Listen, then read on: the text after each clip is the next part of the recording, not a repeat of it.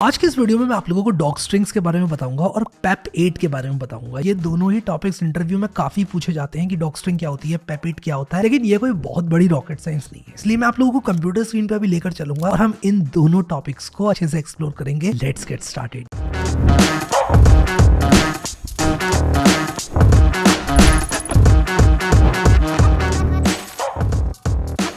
Guys आज हम लोग बात करने वाले हैं डॉग स्ट्रिंग्स के बारे में। अब डॉग स्ट्रिंग्स कोई बहुत स्पेशल चीज़ नहीं है, मैं आप लोगों को बता दूं। डॉग स्ट्रिंग सिंपली आपको मदद करती है एक फंक्शन को सही से समझने के लिए।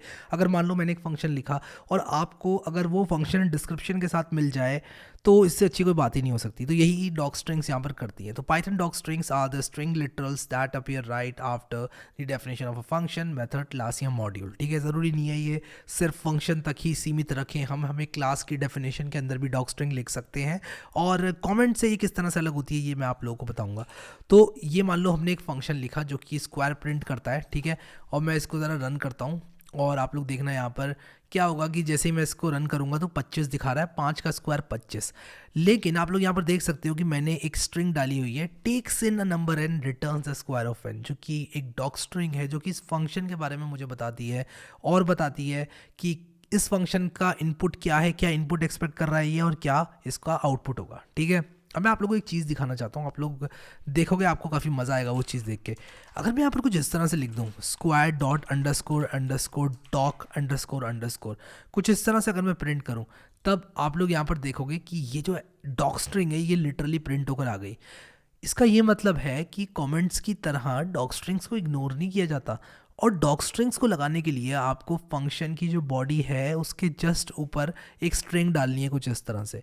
तो ये एक स्पेशल तरह की स्ट्रिंग है, ये कमेंट नहीं है। आप लोग ये मत समझना कि ये कमेंट है और इग्नोर कर दिया जाएगा। ये डॉग स्ट्रिंग है और इसको पाइथन एक स्पेशल ट्रीटमेंट देता है, जैसे कि आप लोगों ने ऑलरेडी देख लिया।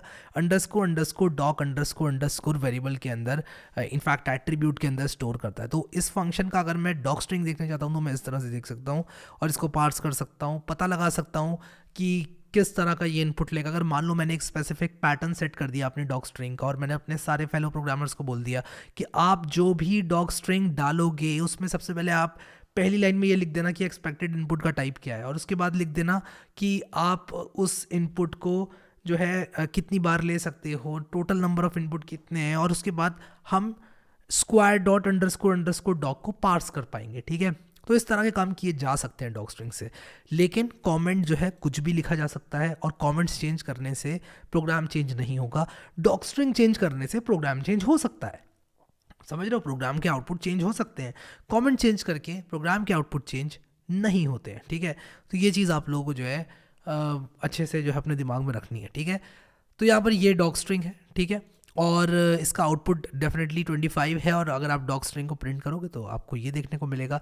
अब यहाँ पर देखो कमेंट्स वर्सेस डॉग स्ट्रिंग मैंने लिखा है, comments are descriptions that help programmers better understand the intent and functionality of the program, और पाइथन इंटरप्रेटर इनको कंप्लीटली इग्नोर करता है। ऑन दी अदर हैंड जो डॉग स्ट्रिंग्स है वो स्ट्रिंग्स है use right above the function definition के just ऊपर, ठीक है, और आपके कोड को डॉक्यूमेंट करने के लिए इस्तेमाल होती हैं। ठीक है, और आप डॉक एट्रीब्यूट का इस्तेमाल करके इस तरह से इनको एक्सेस भी कर सकते हैं। ठीक है, तो इस तरह से जैसे कि मैंने आपको दिखाया आप डॉग स्ट्रिंग को एक्सेस कर सकते हैं।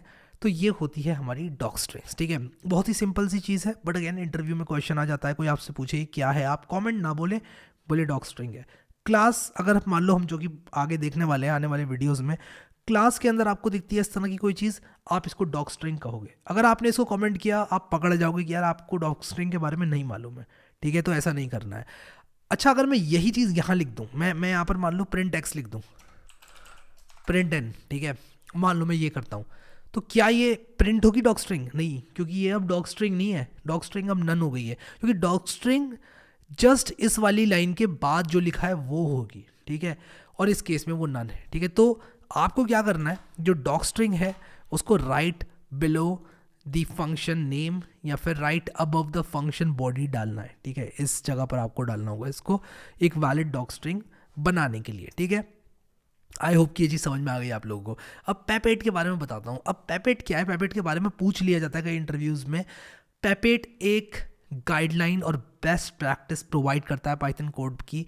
2001 में गुइडो वॉन रॉसम, बैरी वार्सो और निक कोगलैन ने ये लिखा था और फोकस इसका क्या था कि आपके पाइथन प्रोग्राम को कंसिस्टेंट बनाया जाए, रीडेबल बनाया जाए, मेंटेनेबल बनाया जाए। ठीक है, फुल फॉर्म क्या होती है इसकी?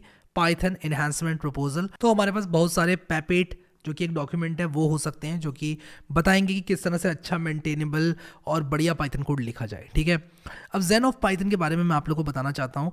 अगर आप पाइथन में इम्पोर्ट दिस लिखते हो, ठीक है, मैं आप लोग को यहाँ पर दिखाता हूँ। मैं आपको ये चीज़ ना यहाँ पर दिखाना चाहता हूँ शेल में। मैं आपको शेल में दिखाता हूँ, या फिर हम ये एक चीज़ यहाँ भी कर सकते हैं अपने टर्मिनल में। ठीक है, अगर आपके पास पाइथन इंस्टॉल्ड है तो मैं मैक में हूँ तो मैं पाइथन 3 लिख रहा हूँ यहाँ पर।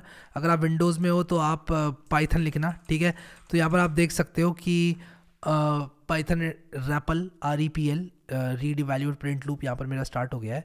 अब इसको रैपलेट की रैपल से कंफ्यूज मत होना। ठीक है, रैपल मैंने आपको बताया था क्या होता है, read evaluate print loop. Python 3.11 में यूज़ कर रहा हूँ। अगर मैं यहाँ पर इम्पोर्ट दिस लिखता हूँ, एंटर मारता हूँ, तो देखो कुछ प्रिंट हुआ। क्या प्रिंट हुआ पता है आपको? ये है the Zen of Python by Tim Peters. ये एक पोएम है। ठीक है, ज़ेन ऑफ पाइथन क्या है? तो इन्होंने यहाँ पर क्या किया है कि पोएम लिखी है। Beautiful is better than ugly, explicit is better than implicit, simple is better than complex, complex is better than complicated, flat is better than nested, sparse is better than dense, और readability counts. ठीक है, ये बहुत सारी चीज़ें लिखी हैं जो कि आप लोग अगर एक बार इसको पढ़ोगे ना, अगर आप एक बिगिनर हो तो शायद आपको इसका इतना ज़्यादा इंपॉर्टेंस समझ में ना आए। लेकिन अगर आप लोग एक इंटरमीडिएट लेवल पे पहुंच जाते हो, 1-2 प्रोजेक्ट्स आपने कर लिए, क्योंकि अगर आपने अपने बड़े 1-2 प्रोजेक्ट्स नहीं करे ना पाइथन में, तो आपको गलती पता नहीं होगी।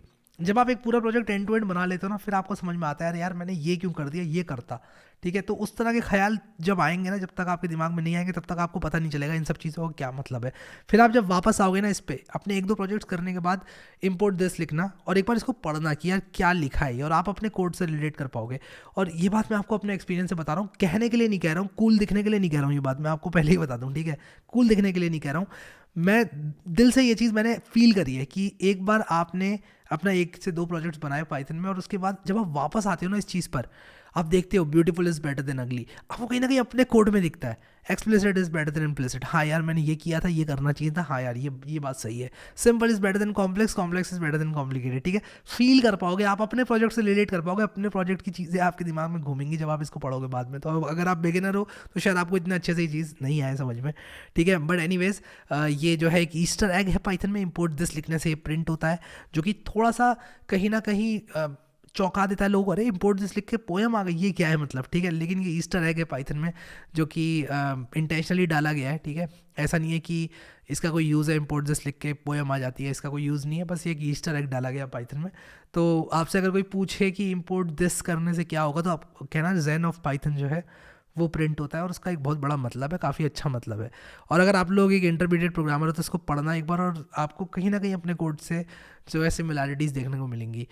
अगर आपने प्लेलिस्ट एक्सेस नहीं करी अभी तक तो ज़रूर करें, यहाँ क्लिक करके बुकमार्क और यहाँ क्लिक करके सेव। अभी के लिए इस वीडियो में इतना ही guys. Thank you so much guys for watching this video, and I will see you next time.